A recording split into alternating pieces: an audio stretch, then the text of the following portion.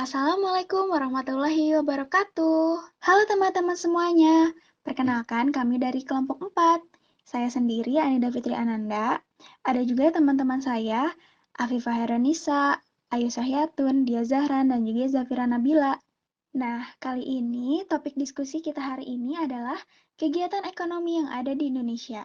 Nah, adapun agenda diskusi kita hari ini, yang pertama, muatan materi kegiatan ekonomi di Indonesia dalam SD kelas 5, yang kedua, karakteristik peserta didik dalam materi pembelajaran, yang ketiga, teknik pembelajaran tentang materi kegiatan ekonomi di Indonesia, dan yang terakhir, desain pembelajaran bagi siswa kelas 5 tentang kegiatan ekonomi di Indonesia.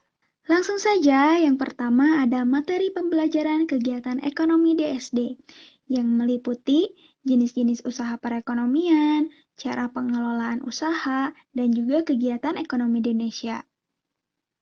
Nah, teman-teman, ternyata jenis usaha perekonomian di Indonesia itu bermacam-macam loh. Yuk, langsung aja kita cari tahu. Yang pertama ada pertanian.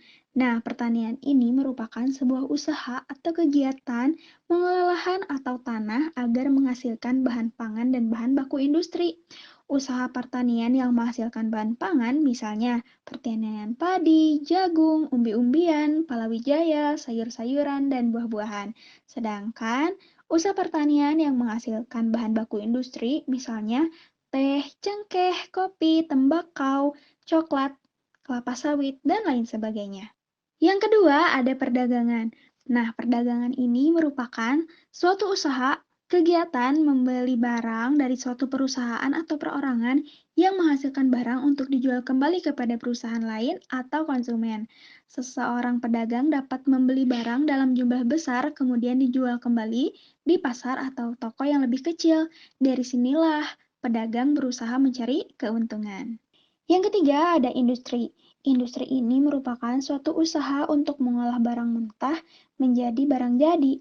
Industri diberi nama menurut barang jadi yang dihasilkan seperti pabrik roti, sepatu, tekstil, mebel, kain, kertas, rokok, dan lain-lain. Menurut besar barang yang dihasilkan dan jumlah karyawannya, industri dibedakan menjadi 3 macam, yaitu industri kecil, industri menengah, dan industri besar. Dan yang terakhir ada jasa. Usaha bidang jasa merupakan usaha yang tidak menghasilkan barang, melainkan pelayanan jasa kepada masyarakat. Dari pelayanan jasa yang diterima, masyarakat akan menghargainya dengan membayar sesuai dengan kesepakatan tarif yang ditentukan. Usaha di bidang jasa misalnya tukang jahit, sopir, dokter, guru, tukang batu, bengkel, dan lain sebagainya. Dan yang terakhir, berikut ada contoh desain pembelajaran kegiatan ekonomi Indonesia yang lebih jelasnya bisa dilihat dalam makalah yang sudah kami kirimkan di Google Classroom. Pembahasan selanjutnya yaitu tentang cara pengelolaan usaha. Cara pengelolaan ini dapat dilakukan secara perorangan dan kelompok. Pengelolaan usaha yang dilakukan secara perorangan yaitu usaha yang dimana seluruh tanggung jawabnya dilimpahkan kepada diri seseorang. Adapun bentuk dari usaha yang dilakukan secara perorangan yaitu ada usaha pertanian seperti pertanian padi, sayur, buah-buahan, dan lain-lain. Yang kedua yaitu bentuk usaha industri. Industri kecil atau rumah tangga ini biasanya dikelola secara perorangan, adapun seperti industri tempe, tahu, kerajinan, dan lain-lain. Yang ketiga yaitu bentuk usaha perdagangan, seperti membuka warung, toko atau kios, pedagang keliling, dan lain sebagainya. Dan yang terakhir yaitu jenis usaha dalam bidang jasa. Jenis usaha ini biasanya dikelola secara perorangan, di mana mereka akan mendapatkan pelanggan apabila pelayanan jasa yang dijual bisa memuaskan konsumen. Contohnya kayak tukang cukur, dokter, tukang pijat, tukang kayu, dan lain sebagainya. Pengelolaan usaha yang dilakukan secara perorangan memiliki kelebihan, yaitu usaha akan mudah untuk didirikan, bebas waktu, dan tidak terikat hukum. Selain itu juga pajak yang akan dikeluarkan akan lebih ringan. Adapun kekurangannya, modal dan tenaga pengurus usaha akan lebih terbatas. Selanjutnya, yaitu pengelolaan usaha yang dikelola oleh kelompok. Usaha yang dikelola oleh kelompok yaitu usaha yang didirikan oleh beberapa orang. Perusahaan tersebut biasanya bergerak di berbagai bidang. Adapun perusahaan yang dikelola secara berkelompok Antara lain, yang pertama yaitu koperasi. Koperasi di sini bertujuan untuk mengumpulkan orang-orang bekerja sama atas dasar sukarela dan kekeluargaan. Yang kedua yaitu perusahaan negara. Perusahaan negara adalah perusahaan yang seluruh modalnya merupakan milik negara dan merupakan kekayaan negara. Perusahaan negara didirikan dengan Undang-Undang Indonesia dan memiliki badan usaha milik negara atau BUMN. Adapun perusahaan yang termasuk dalam BUMN yaitu PT Telkom, PT Pos Indonesia, PT Kereta Api, dan PT PLN. Dan yang ketiga yaitu perusahaan daerah. Perusahaan daerah adalah perusahaan yang dimiliki oleh pemerintah daerah, provinsi maupun kabupaten. Tujuannya untuk menunjang pertumbuhan ekonomi daerah. Contoh perusahaan daerah yaitu perusahaan daerah air minum atau PDAM. Pembahasan materi selanjutnya akan disampaikan oleh teman saya. Nah, terdapat berbagai kegiatan manusia yang dilakukan dalam usahanya memenuhi kebutuhan. Ada yang bekerja menghasilkan barang, ada juga yang bekerja dengan memberi pelayanan jasa. Semua kegiatan itu tuh dinamakan kegiatan ekonomi. Kegiatan ekonomi tersebut meliputi 3 kegiatan. Yang pertama ada produksi, distribusi, dan konsumsi. Yang pertama ada kegiatan produksi. Kegiatan produksi merupakan kegiatan menghasilkan barang atau jasa.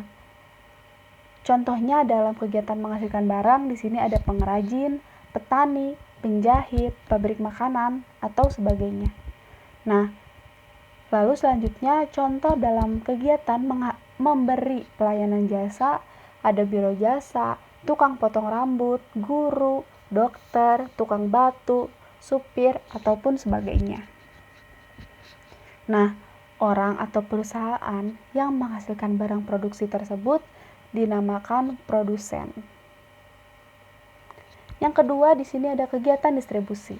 Kegiatan distribusi merupakan kegiatan penyaluran barang atau jasa dari hasil kegiatan produksi ke pemakai atau konsumen.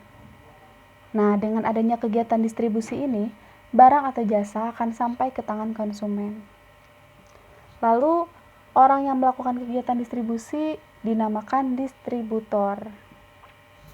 Yang ketiga ada kegiatan konsumsi, di mana kegiatan manusia yang menggunakan barang atau jasa untuk memenuhi kebutuhan hidup sehari-hari itu yang dinamakan konsumsi. Orang yang melakukan kegiatan tersebut dinamakan konsumen atau pemakai. Dan tujuan konsumsi ini adalah agar konsumen merasakan kepuasan dalam menggunakan barang atau jasa tertentu. Nah, kan kalau konsumen merasa puas, maka konsumen tersebut akan menggunakan barang atau jasa itu terus-menerus dan balik lagi ke produksinya bagus, lalu distributornya lancar jalan, konsumsinya juga merasa puas.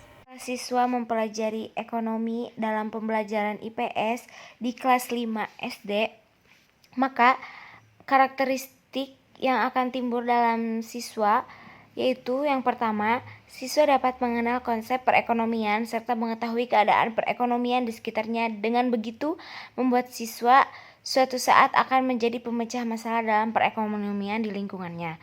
Kemudian yang kedua, siswa akan memunculkan karakteristik mandiri.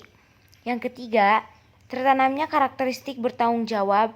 Yang keempat, tertanamnya karakteristik bekerja sama dan bersaing sehat. Dan yang kelima, dapat memecahkan masalah mengenai perekonomian yang berada di lingkungannya. Baik, di sini saya akan menjelaskan mengenai teknik pembelajaran dalam materi kegiatan ekonomi di Indonesia khususnya untuk kelas 5 SD. Salah satunya menggunakan strategi tim quiz gitu. Nah, dengan menggunakan strategi tim quiz ini dalam pembelajaran lalu dikembangkan dan digunakan secara tepat dan baik, maka nantinya akan memberi manfaat yang sangat besar bagi guru dan siswa gitu. Khususnya untuk materi ini. Adapun langkah-langkah metode kuis berkelompok adalah pilihlah topik yang dapat disampaikan dalam 3 bagian. Yang pertama, yang kedua, bagilah siswa menjadi 3 kelompok yaitu ABC. Ketiga, sampaikan kepada siswa format penyampaian pelajaran, kemudian mulai penyampaian materi. Batasi penyampaian materi maksimal 10 menit. Lalu keempat, setelah penyampaian, minta kelompok A menyampaikan pertanyaan-pertanyaan keterkaitan atau berkaitan dengan materi yang baru saja disampaikan. Kelompok B dan C menggunakan waktu ini untuk melihat lagi catatan mereka. Yang kelima, mintalah kepada kelompok A untuk memberi pertanyaan kepada kelompok B. Jika kelompok B tidak dapat menjawab pertanyaan, lempar pertanyaan tersebut kepada kelompok C. Gitu. Yang keenam, kelompok A memberi pertanyaan kepada kelompok C. Jika kelompok C tidak dapat menjawab, lemparkan kepada kelompok B. Gitu. Ketujuh, jika tanya jawab selesai, lanjutkan pelajaran kedua dan tunjuk kelompok B untuk menjadi kelompok penanya. Lakukan seperti proses untuk kelompok A. Seperti itu. Kedelapan, setelah kelompok B selesai dengan pertanyaannya, lanjutkan penyampaian materi pelajaran ketiga dan tunjuk kelompok C sebagai kelompok penanya. Gitu. 9. Akhiri pelajaran dengan menyimpulkan tanya jawab dan jelaskan sekiranya ada pemahaman siswa yang keliru. Gitu. Lalu kita akan membahas strategi yang kedua, yaitu strategi role playing. Nah, strategi role playing ini adalah suatu mode pembelajaran yang bertujuan untuk membantu siswa menemukan jati diri di dunia sosial dan memecahkan dilema dengan bantuan kelompok. Gitu. Dengan menggunakan metode bermain peran diharapkan kemampuan pemahaman dapat dimiliki siswa. Begitu. Nah, menurut Uno Hamzah menyebutkan ada langkah-langkah bermain peran yang terdiri atas 9 langkah gitu. Yaitu pemanasan yang pertama ya.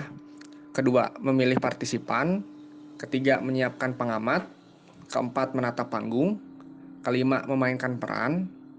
Keenam, diskusi dan evaluasi. Ketujuh, memainkan peran ulang.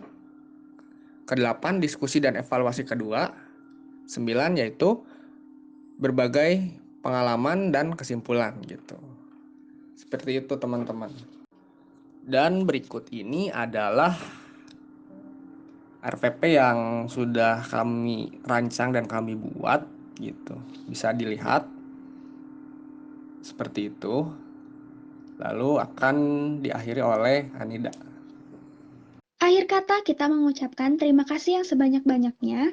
Semoga apa yang telah kita sampaikan bermanfaat dan juga mohon maaf apabila ada kesalahan. Wabillahi taufiq wal hidayah. Wassalamualaikum warahmatullahi wabarakatuh. Happy nice day.